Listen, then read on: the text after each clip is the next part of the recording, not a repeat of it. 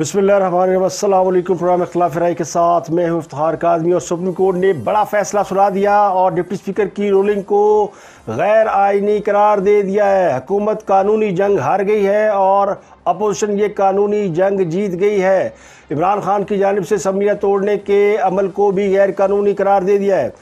Supreme court ने अपने फैसले में कहा है कि 3 अप्रैल को डिप्टी स्पीकर ने जो रूलिंग दी थी और उस रूलिंग के नतीजे में अदम एतमाद की तारीख को सेट असाइड किया था, वो रूलिंग गैर आइनी करार दी जाती है।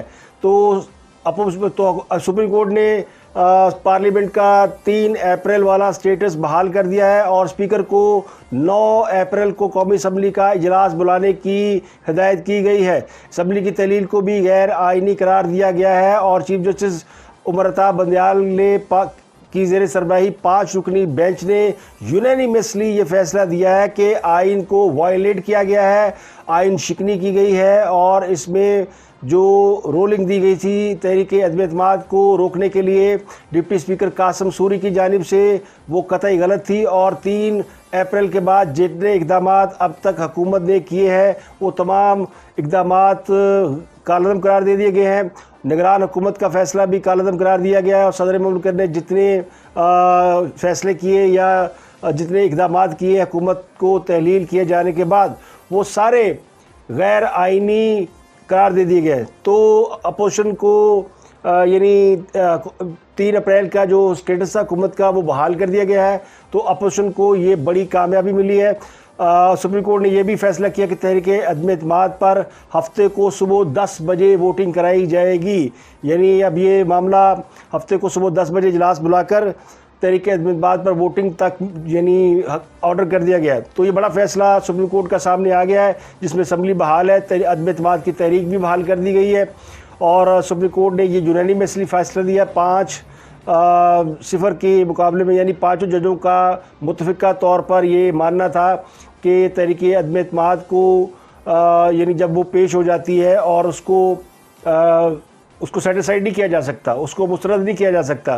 तो डिप्टी स्पीकर ने जो भी काम किया वो कतई गैर आइनी था। उसके बाद से भी जितने इक़दाम हुकूमत ने किए वो तमाम गैर आइनी और गैर कानूनी हैं। तो ये बड़ा फ़ैसला आज सामने आ गया। तमाम वज़ीर अपने ओहदों पर बहाल कर दिए गए हैं, तमाम मुशीरान, तमाम वजारतें बहाल कर दी गई हैं, यानी हुकूमत अपने तौर पर बहाल हो गई है। वज़ीरान भी बहाल हो गए हैं। अब वज़ीर इमरान खान कानूनी तौर पर वज़ीर आज़म हैं और उनके ख़िलाफ़ हफ्ते को तहरीक अदम एतमाद पेश की जाएगी। यानी अब वो जो असम्बली से राय फरार हासिल करने की कोशिश कर रहे थे, ख़ास हम कहते थे मैं बड़ा खिलाड़ी हूँ और मैं भागूंगा नहीं और मैं आखिरी बॉल तक मुकाबला करूँगा, लेकिन कौम ने देखा कि वो भाग गए और उन्होंने अपने डिप्टी स्पीकर से असम्बली यानी वो तहरीक अदम एतमाद जो है उसको मुस्तरद करा दिया। और उसके बाद एक वीडियो पहले से रिकॉर्डिंग करके रखी हुई थी जिसमें यह तय किया गया था कि जैसे ही वो मुस्तरद होती है तो हम उसके बाद हुकूमत तोड़ देंगे, असम्बली डिज़ोल्व कर देंगे। तो असम्बली डिज़ोल्व कर दी गई। इसमें जो एक और बड़ी अहम बात है, इस फैसले में लिखा गया है, ये मुख्तसर फैसला अभी पढ़ के सुनाया गया है, इसमें लिखा गया है कि किसी भी मेंबर को वोट डालने से नहीं रोका जाएगा। यानी हुकूमत ये नहीं कर सकती कि फ़लाँ मेंबर वोट डाल सकता है और फ़लाँ नहीं डाल सकता। तो ये बड़ा फ़ैसला सामने आ गया और इसने अब इसके बाद हुकूमत के पास करने को कुछ नहीं रहा। फ़ैसला हो गया, हुकूमत हार गई और जीत गई। खान साहब जो राय फरार चाहते थे वो नहीं। इससे पहले इलेक्शन कमीशन को भी बुला के पूछा गया कि क्या सेक्रेटरी इलेक्शन कमीशन को बुलाया गया कोर्ट में, तो उससे पूछा गया कि कितनी देर में इलेक्शन करा सकते हो। उन्होंने कहा हम तैयार हैं, तो हमारा कोई इसमें वो नहीं है, जब आप कहेंगे तो, लेकिन कम से कम 4 महीने चाहिए होते हैं। तो डिप्टी स्पीकर की 3 अप्रैल की दी गई रूलिंग को गैर आइनी करार दे दिया गया है और असम्बली की तहलील को भी गैर आइनी करार दे दिया गया है। ये मेरे जुमलों में इसलिए रेपिटेशन है कि मैं आप फौरी तौर पे रिकॉर्ड करके आपको ये ख़बर देने की कोशिश कर रहा हूँ कि एक्चुअली फ़ैसला क्या आया है। तो लगता यूँ है कि डॉक्टर आमिर लियाकत की वीडियो काम कर गई है और हालात वही हैं जो डॉक्टर आमिर लियाकत ने बताए थे। डॉक्टर आमिर लियाकत के बारे में बहुत से लोग ये समझते हैं या बहुत से लोगों की ये राय है कि वो इस्टेब्लिशमेंट के खासे करीब हैं और अगर उन्होंने इस्टेब्लिशमेंट के हवाले से कुछ बातों का इजहार किया या उनकी वीडियो मंजर आम पर आई है तो वो इस्टेब्लिशमेंट की मर्ज़ी और इजाज़त के साथ ही मंजर-ए-आम पर आई है।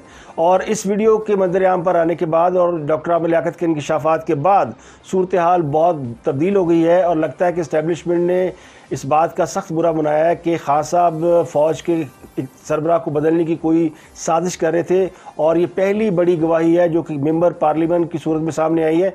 डॉक्टर आमिर लियाकत MNA है और पार्लियामेंट के मेंबर हैं और उनकी गवाही को पे आप लाख एतराज़ करें उनकी शख्सियत पर, लेकिन उनकी गवाही एक मोतबर गवाही समझी जाती है क्योंकि वो पार्लियामान के एक मोअज़्ज़ज़ मेंबर है, वो अवामी नुमाइंदे हैं। और एक अवामी नुमाइंदा अगर अपनी गवाही दे रहा है इस बात के ऊपर कि कोई एक बड़ी साजिश हुई है, उस साजिश से वो पर्दा उठा रहा है, तो फिर उस साजिश के ऊपर अगर कोई कानूनी कार्रवाई नहीं भी होती तो भी उस पर एतबार ना करने की कोई वजह नहीं है।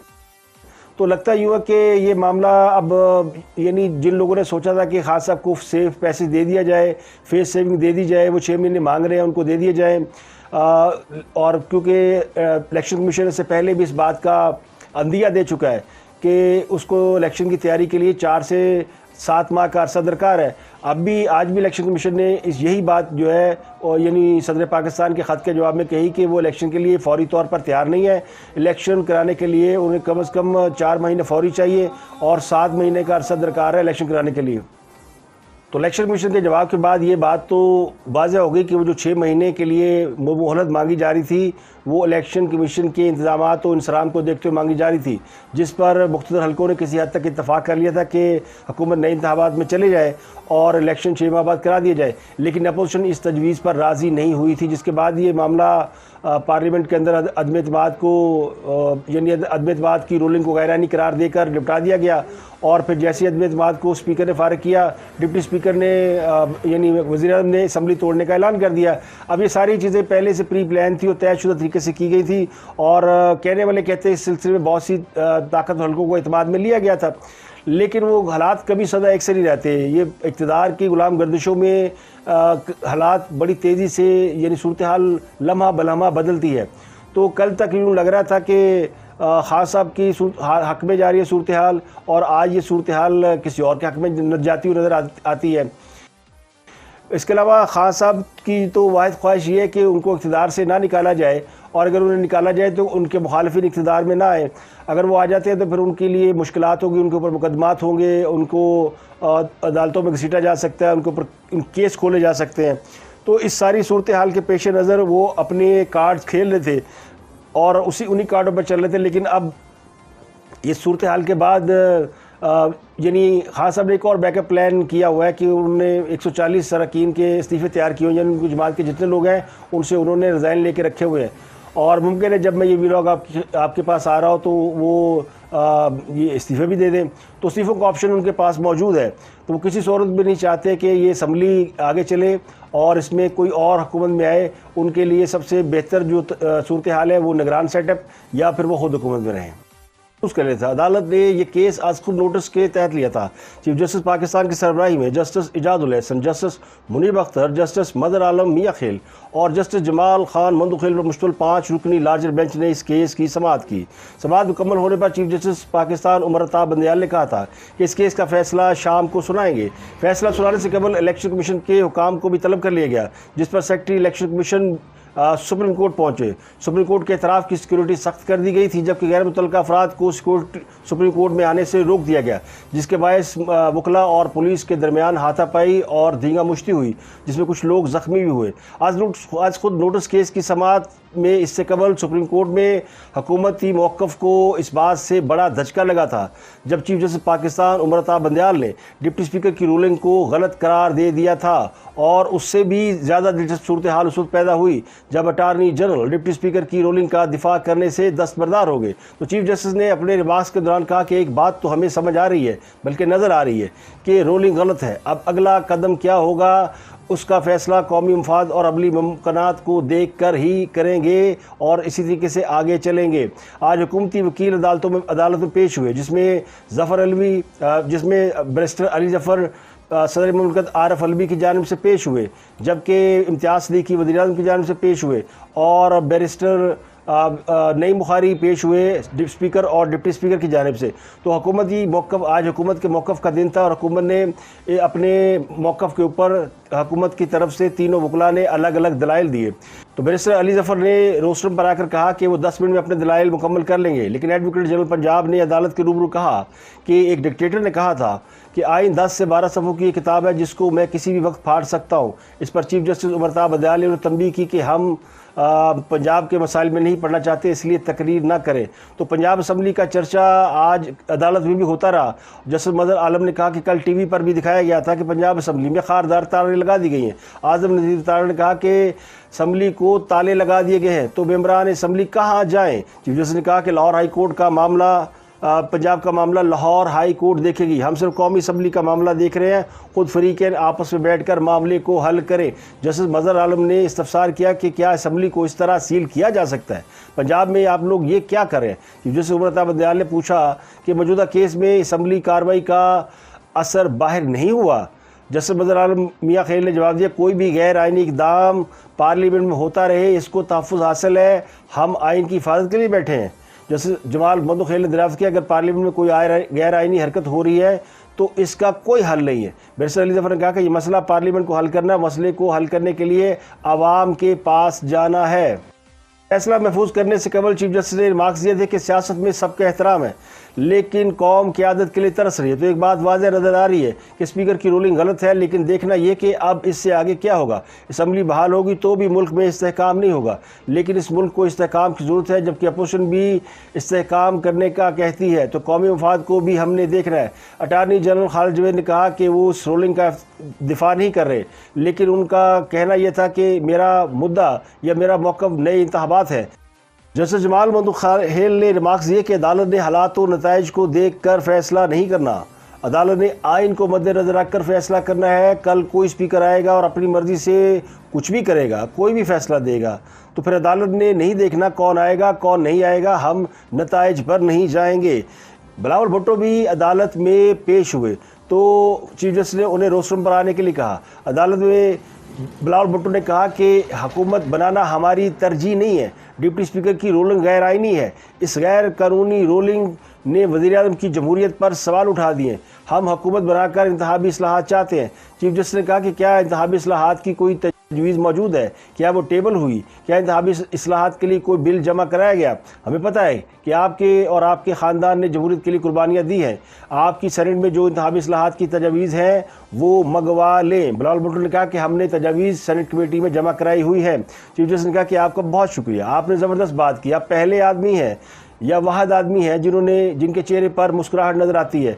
तो हमें मालूम है कि आपकी 3 नस्लों ने कुर्बानी दी है, जमहूरियत की बका के लिए आपकी 3 नस्लें कुर्बान हो चुकी हैं। इससे कबल अपोजिशन लीडर शहबाज शरीफ भी अदालत में पेश हुए, तो उन्हें भी बोलने का मौका दिया गया। शहबाज शरीफ ने कहा कि रूलिंग ख़त्म होने पर तहरीक अदम-ए-एतमाद बहाल हो जाएगी। स्पीकर की रूलिंग कालअदम हो तो असम्बली की तहलील एज़ खुद ख़त्म हो जाएगी। चीफ जस्टिस ने रिमार्क्स दिए कि हमें कमज़ोर नहीं बल्कि मजबूत हुकूमत चाहिए। शहबाज शरीफ ने कहा कि अगर अदालत स्पीकर की रूलिंग को गैर आइनी करार देती है तो नतीजन वज़ीर-ए-आज़म के किए गए तमाम इक़दामात जो हैं वो नल एंड वाइट हो जाएंगे और उसके नतीजे में ख़त्म की गई असम्बली भी बहाल हो जाएगी। आइन को जैसे तोड़ा गया, मुअत्तल किया गया, तो फिर उसके वहाँ पर नताइज भी होंगे। अदालत अल्लाह और पाकिस्तान के नाम पर पार्लियामेंट को बहाल कर दे, पार्लियामेंट को अदम-ए-एतमाद पर वोट करने दिया जाए। शहबाज ने यह भी बताया कि हुकूमत के पास 174 वोट हैं, जबकि हमारे 177 मेंबर हैं। आइन की बहाली और अवाम के लिए अपना खून पसीना बहाएंगे। चीफ जस्टिस ने कहा कि 2013 के इलेक्शन में आपकी कितनी सीटें थी, तो उन्होंने कहा कि गुज़श्ता इंतखाबात में उनके पास 150 से ज़ायद नशस्तें थीं। चीफ जस्टिस जमाल मंदुखेल ने रिमार्क्स दिए, अपोजिशन पहले दिन से इलेक्शन कराना चाहती थी। शहबाज शरीफ ने कहा कि मसला आइन तोड़ने का है, मसला इलेक्शन का नहीं है। तो जस्टिस जमाल मंदुखेल ने कहा कि आइन की मुरम्मत हम कर देंगे। नई बुहारी ने भी दलाइल दिए। नई बुहारी स्पीकर और डिप्टी स्पीकर की जानिब से पेश हुए और उनके दलाइल के दौरान इस बात का इंकशाफ हुआ कि वज़ीर ख़ारजा और कौमी सलामती के जो मुशीर हैं मोईद यूसुफ, वो कौमी सलामती कमेटी की मीटिंग में शरीक ही नहीं हुए। तो मीटिंग मिनट्स में उनके दस्तखत नहीं थे, जिस पर अदालत ने उससे पूछा कि अगर फॉरेन मिनिस्टर इस मीटिंग में मौजूद थे या नहीं थे, तो नईम बहारी ने जवाब दिया कि उनको बुलाया गया था, नोटिस दिया गया था। तो अदालत ने पूछा नोटिस चला गया, लेकिन वो मौजूद थे या नहीं थे, और फिर मोईज यूसुफ वो मौजूद थे या नहीं थे। अगर दोनों मौजूद नहीं थे, वज़ीर ख़ारजा के दस्तखत मीटिंग में नहीं है और मोईज यूसुफ इसमें नहीं थे, तो फिर कौमी सलामती कमेटी का जो इजलास है उसकी क्या अहमियत रह जाती है। नईम बहारी ने कहा कि वज़ीर ख़ारजा को कौमी सलामती कमेटी या पार्लिमानी कमेटी के इजलास में होना चाहिए था। नईम बहारी ने फवाद चौधरी का पॉइंट ऑफ ऑर्डर भी अदालत में पेश कर दिया। चीफ जस्टिस ने इस्तफसार किया कि पॉइंट ऑफ ऑर्डर पर रूलिंग की बजाय अपोजिशन से जवाब नहीं लेना चाहिए था। नईम बहारी ने कहा कि पॉइंट ऑफ ऑर्डर पर बहस नहीं हुई। जस्टिस मदर आलम और जस्टिस जमाल मंदखेल ने रिमार्क्स दिए पार्लियामेंट की कार्रवाई तो 2 से 3 मिनट की थी। चीफ जस्टिस ने कहा कि क्या अपोजिशन को मौका नहीं मिलना चाहिए था। जस्टिस मंदखेल ने रिमार्क्स दिए कि रूलिंग पर दस्तखत स्पीकर के हैं, डिप्टी स्पीकर के दस्तखत कहाँ हैं। पार्लियामानी कमेटी मीटिंग में भी डिप्टी स्पीकर की मौजूदगी ज़ाहिर नहीं हुई। दलाइल के आगाज़ पर जस्टिस जमाल मंदखेल ने नईम बहारी से कहा था कि स्पीकर का अदम एतमाद पर वोटिंग ना कराना क्या आइन की खिलाफ वर्जी है। नईम बहारी ने सवाली अंदाज में कहा कि अगर स्पीकर पॉइंट ऑफ ऑर्डर ही मुस्तरद कर देता तो क्या अदालत तब भी मुदाखलत करती। जस्टिस इजाजुल हसन ने कहा कि ज़ेर इल्तवा तहरीक अदम एतमाद पॉइंट ऑफ ऑर्डर पर मुस्तरद हो सकती है क्या। नईम बहारी ने कहा कि पॉइंट ऑफ ऑर्डर पर स्पीकर तहरीक अदम एतमाद मुस्तरद कर सकता है, पहले कभी ऐसा नहीं हुआ, लेकिन स्पीकर का ये इख्तियार मौजूद है।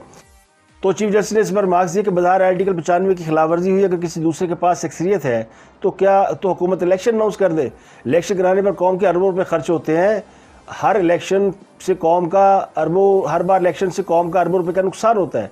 तो वज़ीर इमरान खान के वकील इम्तियाज़ सदीकी ने कहा कि अदालत ने माजी में भी पार्लियामान की कार्रवाई में कभी मुदाखलत नहीं की, अदालत के सामने हाउस की कार्रवाई है। चीफ जस्टिस ने कहा कि अदालत ने कौमी मफाद को देखना है। इम्तियाज़ सदीकी ने कहा कि ऐवान की कार्रवाई अदलिया के इख्तियार से बाहर है, अदालत पार्लियामान को अपना गंद साफ करने के लिए कहे। जस्टिस इजाजुल हसन ने रिमार्क्स दिए कि अगर मखलूत हुकूमत बनती है तो क्या मुमकिन है कि सबसे बड़ी जमात को दीवार से लगा दिया जाए। चीफ जस्टिस ने इस्तफसार किया कि दरख्वास्त गुजारों की जानिब से कहा गया कि लीव ग्रांट होने के बाद रूलिंग नहीं आ सकती। उनका मौक़िफ़ ये कि 28 मार्च को तरीक़े अदम एतमाद पेश होने से पहले रूलिंग आ सकती थी। इस मामले पर आप क्या कहेंगे। तो वज़ीर के वकील ने जवाब दिया कि अपोजिशन ने डिप्टी स्पीकर की सदारत पर एतराज़ ही नहीं किया था और डिप्टी स्पीकर ने अपने जहन के मुताबिक जो बेहतर समझा वो फ़ैसला किया, इस पर वो अदालत को जवाब देनी है। चीफ जस्टिस ने रिमार्क्स दिए कानून यही है, पार्लियामान कार्रवाई के इस्तेहकाक का फ़ैसला अदालत करेगी और अदालत जायज़ा लेगी कि किस हद तक कार्रवाई को इस्तेहकाक हासिल है या नहीं। स्टेट बैंक ने शरह सूद में 2.5% इजाफा कर दिया है और ये पाकिस्तान की तारीख में स्टेट बैंक की जानिब से शरह सूद में इजाफा किए जाने की एक बड़ी भोंडी मिसाल है। यानी उस सूरत हाल में जब मुल्क में ना वज़ीर ख़जाना है ना हुकूमत है और स्टेट बैंक अपनी मर्ज़ी से शरह सूद में इजाफा कर रहा है। ये शरह सूद 9.9% 9.45 थी, जो बढ़कर अब 13.25 हो गई और ये इस खित्ते में सबसे ज़्यादा शरह सूद है। तो इसकी क्या वजह है कि अचानक इसकी क्या ज़रूरत पेश आई कि पाकिस्तान में शरह सूद बढ़ा दी गई है और स्टेट बैंक जो है उसके लिए तो ये वो अगर आपको याद हो कि स्टेट बैंक की खुद मुख्तारी का बिल हुकूमत ने पास किया था, इस बिल की बड़ी मुखालफत की गई थी और ये कहा गया था कि ये बिल आने के बाद स्टेट बैंक खुद मुख्तार हो जाएगा और वो किसी के कहने सुनने में नहीं रहेगा और फिर वो जो फैसला करेगा वो उसको कोई यानी ना हुकूमत रोक सकती है ना कोई और रोक सकता है। तो उसकी एक मिसाल सामने आ गई कि आज स्टेट बैंक ने शरह सूद में 2.5% इजाफा कर दिया, तो उन्हें कोई रोकने वाला नहीं है और शरह सूद 9.95 से बढ़कर 13.25 हो गई है। अब हुकूमत है नहीं और रज़ा बाकर साहब गवर्नर स्टेट बैंक हैं, उनके फ़ैसलों के मुताबिक अब ये शरह सूद में इजाफा आने वाली हुकूमत के लिए मुश्किल का बायस बनेगा। तो ये हुकूमत को मुश्किल में डालने की बात है। इंटर बैंक में डॉलर जो है वो 188 रुपये से तजावज़ कर गया। आज कोर्ट के अंदर भी डॉलर के ऊपर बात होती रही कि डॉलर की कीमत बहुत बढ़ गई है। तो मुल्क की मईशत का अगर आप हाल देखें तो श्रीलंका में भी शरह सूद को 6-6.5% है, लेकिन पाकिस्तान में शरह सूद जो है वो अचानक यानी उसके ऊपर उसको 13% पे या 13.25% पे ले जाना, ये मासवा इसके को और कुछ नहीं कि अगली हुकूमत के लिए कोई मुश्किलात पैदा की जाएँ। तो स्टेट बैंक के जारी लामिया के मुताबिक ज़री पॉलिसी यानी MPC पिछले साल इजलास के बाद से महंगाई का मंजरनामा बिगड़ गया है और बैरूनी इस्तेहकाम को दरपेश ख़तरात बढ़ गए हैं। इसलिए तेल की कीमतें वो एक तवील अरसे तक बुलंद रहेंगी और लग रहा है कि फेडरल रिज़र्व इससे ज़्यादा तेज़ी से शरह सूद में इजाफा करेगा जितना पहले समझा गया था। तो आलमी माली हालात के सख्त होने का अंदेशा है। तरसीलात ज़र की बिना पर फरवरी में जारी खाते का खसारा सुकड़ कर 0.5 अरब डॉलर रह गया है और रुपये की कदर में 5% कमी हुई है।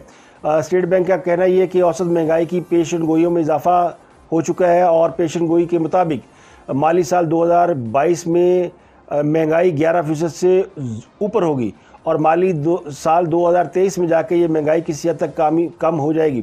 तो मौजूदा यानी माली साल में जीडीपी के लगभग 4% रहने का इम्कान है। स्टेट बैंक ने अपनी यानी जो फाइंडिंग्स दी है उसके मुताबिक उन्होंने यानी जो शरह सूद में इजाफा किया उसकी वजह बताई है कि दुनिया भर में तेल महंगा हो गया है और कीमतें नीचे नहीं आनी और वो महंगा होता जा रहा है। स्टॉक मार्केट का भी समझ नहीं आ रही कि वो यानी वो बुरे हालतों में है।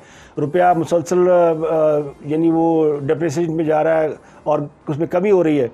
तो स्टेट बैंक ने इसलिए अपनी शरह सूद में इजाफा कर दिया।